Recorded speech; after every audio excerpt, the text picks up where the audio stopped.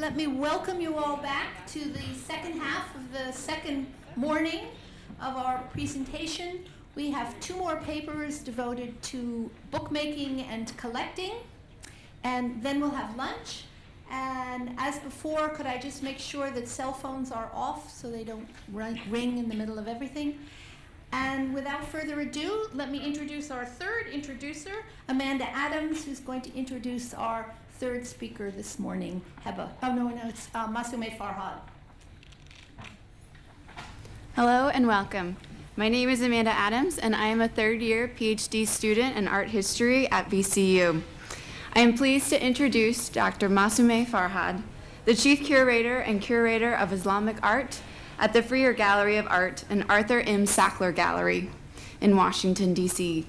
Specializing in 16th and 17th century Iranian art of the book, Dr. Farhad has curated numerous exhibitions at the Freer and Sackler, recently completing Roads of Arabia, History and Archaeology of the Kingdom of Saudi Arabia in 2012. Dr. Farhad's essay, Reading Between the Lines, Text and Image in 16th Century Iran, focuses on some of the earliest example of 16th century texts. Please join me in welcoming Dr. Farhad. Thank you, Amanda, for that introduction. I also wanted to thank Sheila and Jonathan for inviting me again to VCU Qatar, and also the Qatar Foundation for hosting this wonderful symposium. And Jonathan, please tell the former participants that it's still great fun. I'm going to wait as people are coming in for 2 seconds.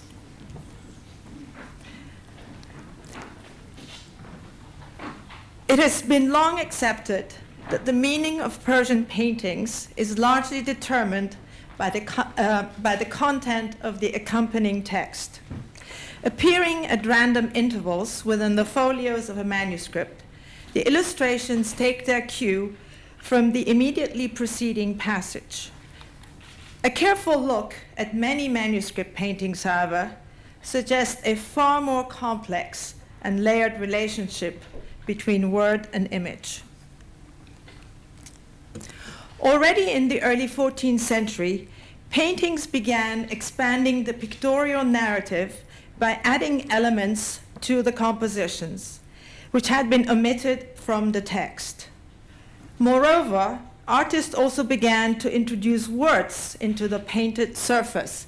And I'm showing you a folio from the great Mongol Shahnameh.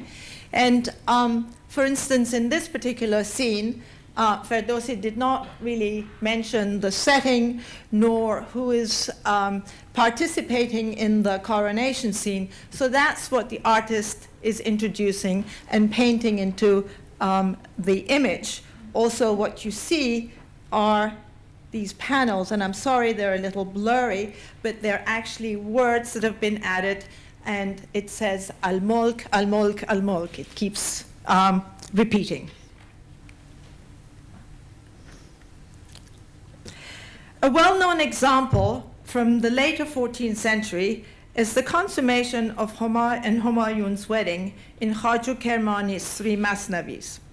According to Sheila Blair, an inscription in the upper right in Tholos,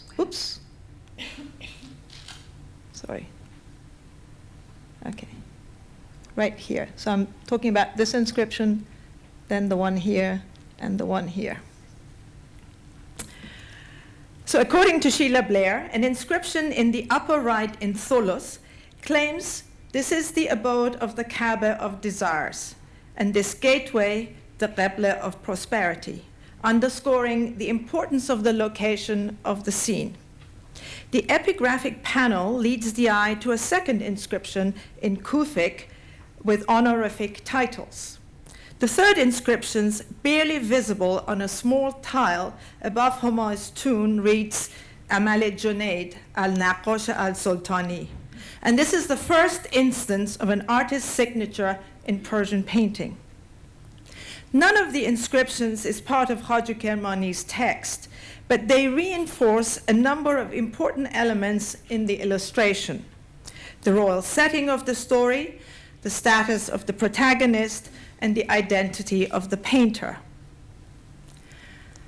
Perhaps not surprisingly, we art historians have focused primarily on inscriptions that include the artist's name, that of a patron, or a date, at the expense of others that appear in manuscript illustrations after the 14th century. As I will discuss today, these epigraphic additions are integral to the overall meaning and content of the manuscript and deserve careful attention. No Persian illustrated text contains more inscribed painting than the Shahnameh Shahi, completed between the 1520s and the 1530s in Tabriz in northwestern Iran. It was commissioned by the second Safavid ruler, Shah Tahmasp, who reigned from 1524 to 1576. Arguably the finest manuscript ever produced in the Islamic world, its 258 illustrations offer ample opportunity for annotation, and 40 of these include inscriptions. Some are limited to a word or two or a simple phrase, while others cover entire surfaces. The manuscript lacks a colophon, but some critical internal information is peppered throughout. For example, the name of a well-known artist, Mir Mosawwar, appears on the cap of the figure on folio 60.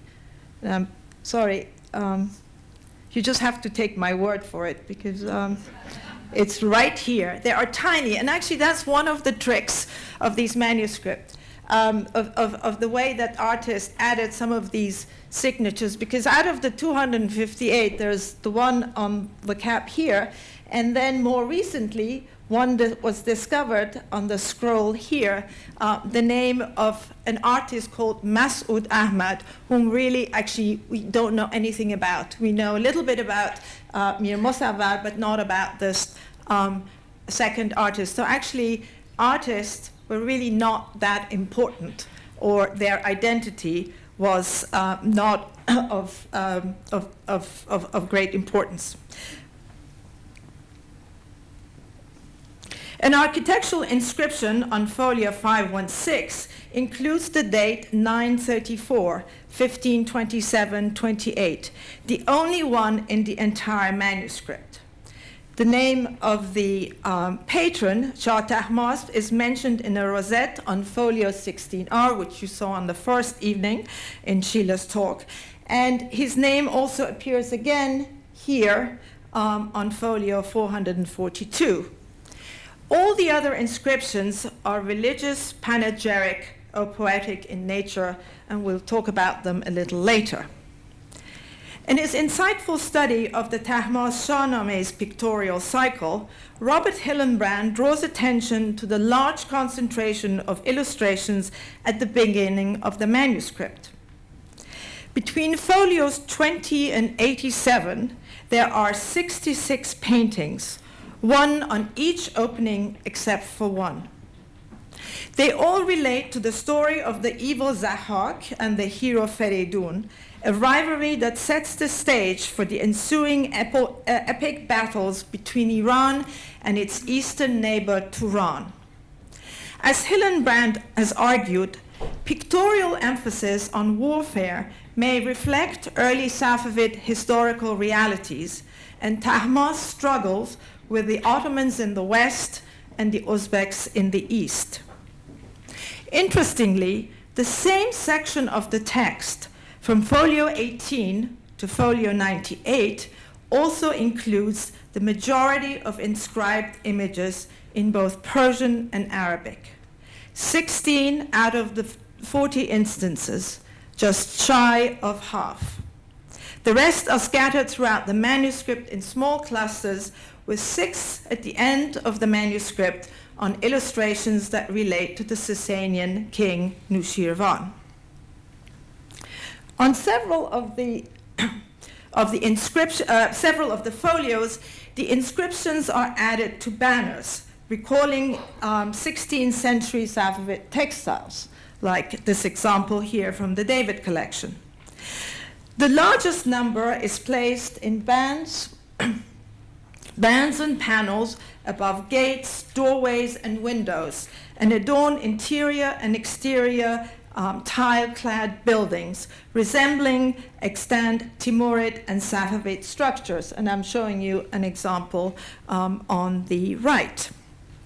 Together with the distinct garb of the figures, the architecture and its epigraphy underscore the cultural identity of the manuscript as a Safavid work of art and anchor it in a specific time and space. The choice of language, content, and script in the Tahmasp Shahnameh also follows Timurid and Safavid architectural norms. In the 15th and 16th centuries, Arabic was always used for religious inscriptions on buildings and was written in monumental Thulus script, while Persian became increasingly popular for poetic and some foundation inscriptions. Such a program can be seen, for example, on the exterior of the shrine of Harun al-Velayat, one of the earliest Safavid structures datable to 1512, 1513. Persian verses on buildings appear in a variety of scripts. Sorry, I just wanted to show you here. This is a poem in Nasta'lir, and this is a foundation inscription, sort of typical that you find in monuments, with the name of the patron usually written out in gold. And this is the name of Shah Ismail, the founder of the Safavid dynasty. Persian verses on buildings appear in a variety of scripts, such as Nasta'lir, Nashr, and Thulus. And here, again, you see it in Nasta'lir. As the inscription on the drum of the Madraseh Dodar in Mashhad indicates, at first glance, those written in Thulus resemble traditional religious and foundation inscriptions in Arabic. You can see that right here. The script seems to trick the eye and disguise, even if briefly, the Persian poetic content. But the choice was clearly no accident. With its emphasis on verticals, Persian poetry in Thulus suggests a sense of scale and monumentality, which is more appropriate for public architecture than Nasta'lir, which stresses the horizontal. And again, this is reflected in the detail of a painting that we'll talk about later. But here again, you can see this is actually Persian poetry written in the same script, like in Thulus. This is the foundation inscription in Arabic. This is a poem right here, and you can see the artist has used the same script. And again, I'm sorry these are so blurry. On my computer, they're as sharp as anything, so my apologies. And what about the authorship of the inscriptions in the Shahnameh paintings? Are they the work of a calligrapher who was responsible for their execution once the painters had completed the composition? Or were the painters also in charge of inscribing their illustrations? In view of the different styles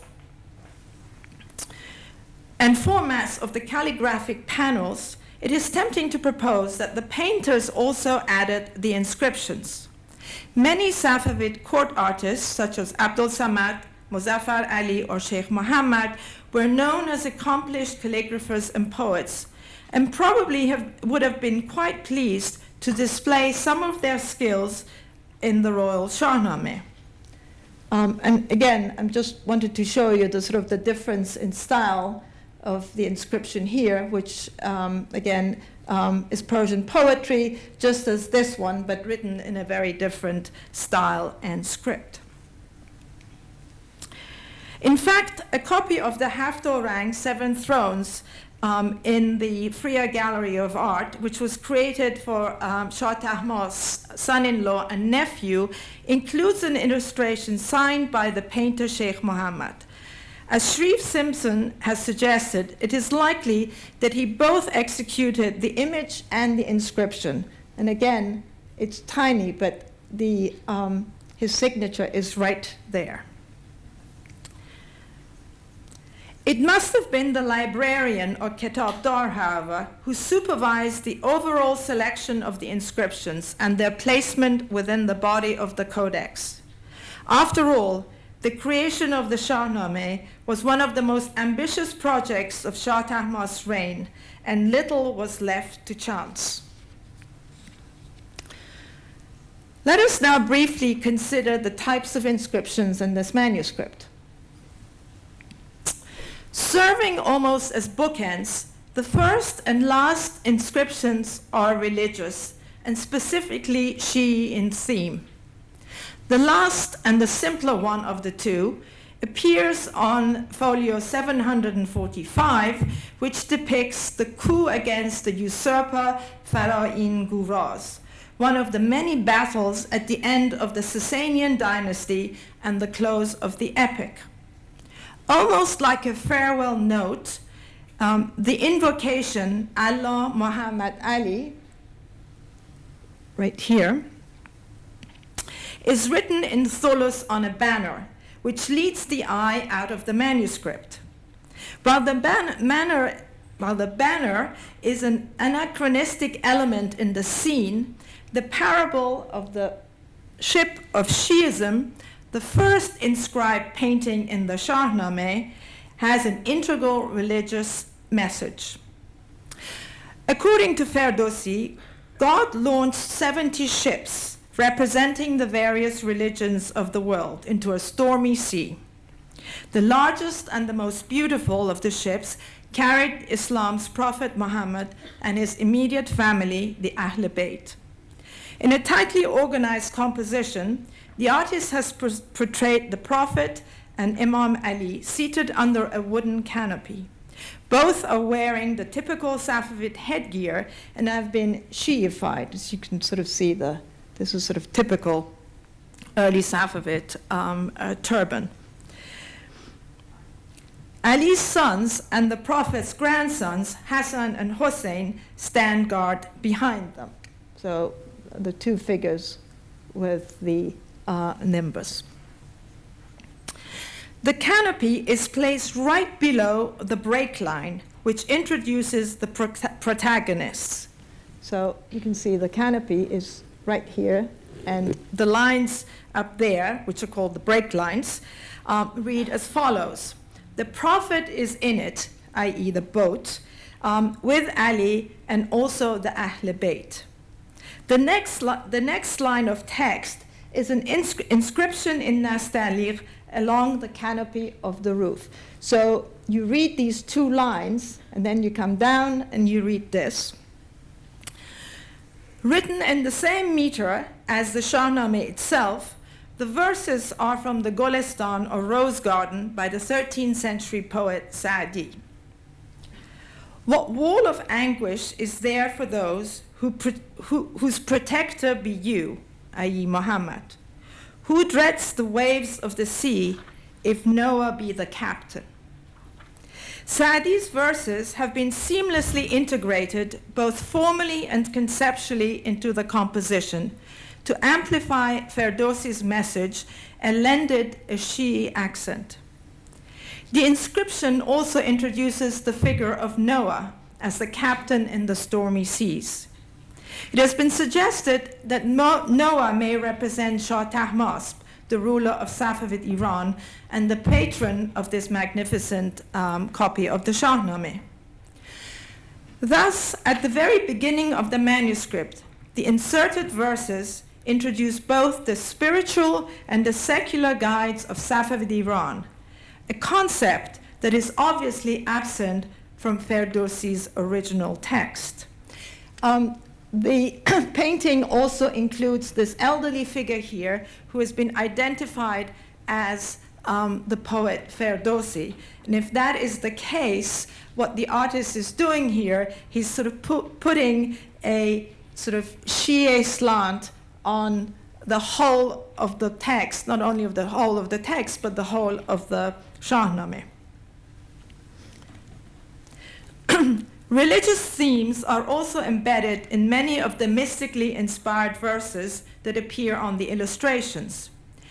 These frequently incorporate architectural features, such as a dome, a niche, a portico, or a gate, a characteristic that is also evident in the verses on buildings from 15th and 16th century Iran and Central Asia. One of the most famous poets whose verses appear both on architecture and in the Shahnameh paintings is the 14th century poet Hafez. The following ode is repeated 4 times in the Tahmas Shahnameh, and I'm showing you 2 examples. It appears, the one that I'm going to read you, it appears here and then appears on the back here. And it reads as follows. My eyes form a recess, no better side for your resting place. Rest a while on that porch and make this house your homing place. The verse neither relates to Ferdowsi's narrative nor to a particular architectural feature in the illustration. I mean, one can argue that this could be a niche, but this back here does not look like a niche to me. Rather, it evokes a mystically inspired sentiment, almost like a side conversation or even a distraction from the main narrative. Moreover, as is typical of Hafez's poetry, the meaning of the verse vacillates between a spiritual and secular interpretation, which further complicates its intent and function in the image.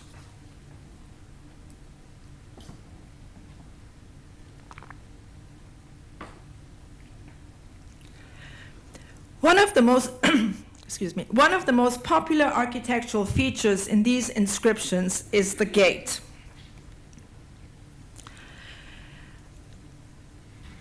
On folio 83 verso, on the left, an enormous quatrain over the side entrance, right here, maintains, the gate that leads to divine's love treasure grove was padlocked with reason. Then came the time of our grace, and the gate flung open. Another example from the Golestan of Saadi is inscribed on folio 239, which appears here. O opener of the gates, the world, O brother, remains to no one. That is that. So link your heart to the world creator. There is no one else, and that is that. The metaphor of the gate in these inscriptions is perhaps not surprising, for one of the hadiths attributed to the Prophet claims, I am the city of knowledge, and Ali is its gate. By adding such verses to the illustrations, the artist has further bolstered the concept of Shi'ism, first introduced in the parable of the ship of Shi'ism discussed earlier. The poetic insertions mean that the Tahmas Shahnameh now embodies not only the past, Iran's past, and its historical and cultural identity, but also its new religious ideals. Other inscriptions relate more directly to the subject of the compositions. For example, in the illustration of Zahak receives the daughter of Jamshid, in an inscription below the dome, right here, states, my rival has entwined those twisting tresses of yours next to his neck. Let them then be Zahak, and his the business of the slithering serpents. These are actually my translations, even though the translations have been published. And as you can tell, some of this is not great poetry. And that also actually suggests that probably they were not composed by a professional poet. The ones that are by Saadi or by Hafiz are well-known odes and quatrains, but the rest are so-so poems. So, the anonymous verses refer to the snakes that emerged from Zahhak's shoulders after Satan, disguised as a cook, kissed them. And I hope you can see them right there. In another scene in which the angel Surush appears to, right here, appears to prevent Feridun from killing the tyrant Zahhak, an inscription reads, "Feridun was wholly blessed, but an angel? It was enveloped in aloe wood and ambergris." In both instances, the verses focus on the most salient features of the illustration, Zahhak's serpents and the angel Surush respectively. And the inscriptions enable the painter to comment on Ferdowsi's narrative, and like a storyteller, add his voice. He has now inserted himself into the Shahnameh by means of both image and words, and heightened the importance of the illustrations within the context of the manuscript. Many of the inscriptions in the Shahnameh Shahi tend to be panegyrics and celebrate Shah Tahmas's attributes and invoke divine blessings on him.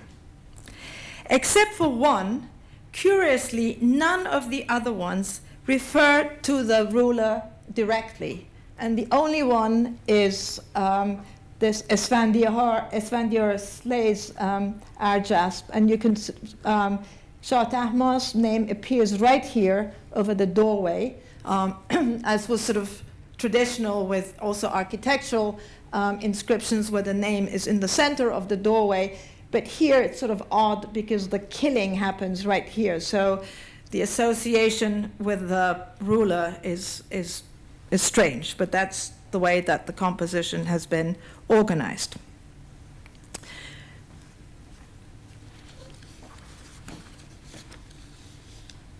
Some of the panegyrics are presented in the form of architectural foundation inscriptions in both style and content, such as the example on the exterior of the rampart in Khosrow takes Bahman's castle, a major conquest in the Shahnameh.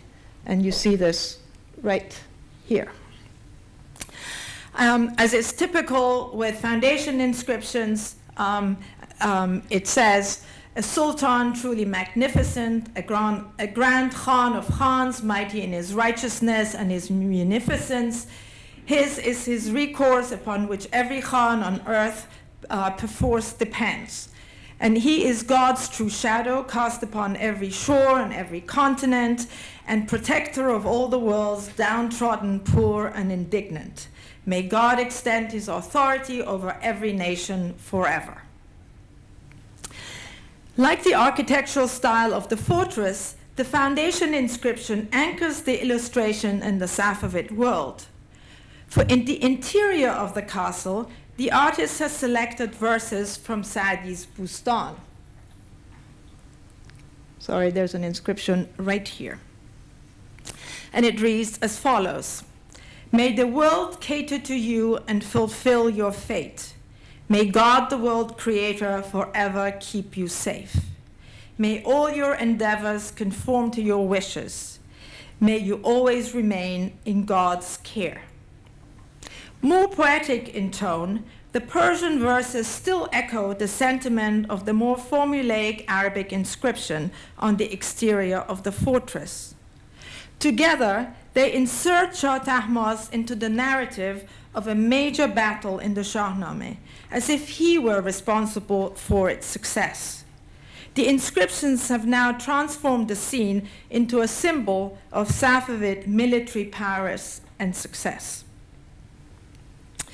Two other inscriptions deserve to be mentioned, for they address the aesthetic elements of the manuscript. On the base of the golden throne in Feast of Feridun and Kondro, an epigraphic panel claims, and the detail is right here. The page has incited the envy of the abode of beauties in China, for even Mani has never portrayed a page more beautiful. The line is the line on the face of beauties, which are embellished with 1,000 details. Now, the word for line is khat, which can also be translated as script, or the down on the face of a youthful face. So it can be interpreted in many different ways. In the poem, the artist has animated the painting and the calligraphy and has given them a female and a male persona respectively. In the former, the figure has become the envy of the most beautiful creatures in China, while in the latter, it has become the sinuous wisps of hair that appear on the youth's face.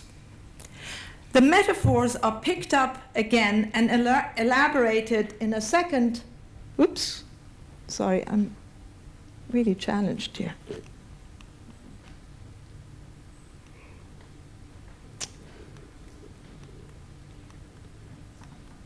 Okay. This is the inscription that I'm going to read to you. It starts again. The page has incited the envy of the abode of the beauties of Taraz. It is a beautiful composition that comforts those who look. It is as if a door to bliss has opened from the bountiful heavens before the beholder of this book. Here, the inscriptions expound on the transformative nature of the paintings and the calligraphy. It is as if the manuscript itself is now compared to a gate, and the key is the act of observation, which unlocks the spiritual meaning of the text and transports the beholder to another realm. Although the verses are based on a well-known 16th century trope, by inserting them into the illustration, the artist is self-consciously extolling the aesthetic quality of the work, and by extension, his contribution and that of his fellow calligraphers to the royal Shahnameh. The manuscript's formal components now take pride of place next to Ferdowsi's literary genius and allow the viewer and reader to reach a deeper level of understanding and appreciation. With only 2 signatures and 1 attribution among the 258 illustrated folios of the Shahnameh, these verses offer a critical perspective on the growing self-perception of 16th century Persian painters and their work. Whether praising the aesthetics of the manuscript, the superiority of Shi'ism, or Shah Tahmas's attributes, the inscribed images are speaking to the beholder on concepts and ideas that both relate but also lie outside the periphery of the primary subject of the manuscript. They recall the rich tradition of so-called speaking object in the Islamic world, which date back to at least the 10th century, and include works with aphorisms, Quranic verses, poetry, or biographical information about the objects and its function. Now I'm showing you 3 examples. One, a 9th, 10th century plate that is inscribed with the inscription that if you accustom yourself to anything, you will become accustomed to it, and that you have to be generous in order to sort of survive. The small silver bowl that you see, which is from the early Safavid period, actually has an inscription that talks about its function, and that is for drinking wine. And the Pyxis, the 10th century Pyxis, has an inscription that tells you it was made by the Umayyad, it was commissioned by the Umayyad al-Hakam for his concubine Sub. So it gives you, these are objects that address the viewer with their inscriptions. In the case of the inscribed Shahnameh paintings, however, the voice is not alone, as in the case of these objects, but joins forces with that of the poet. It adds and embellishes and complicates the main narrative by offering insight into the intangible, religious, historical, and artistic context of the manuscript, which is otherwise absent from the main text. Much like other illustrations in the manuscript, the inscribed images and the royal Shahnameh dramatically disrupt the flow of Ferdowsi's narrative.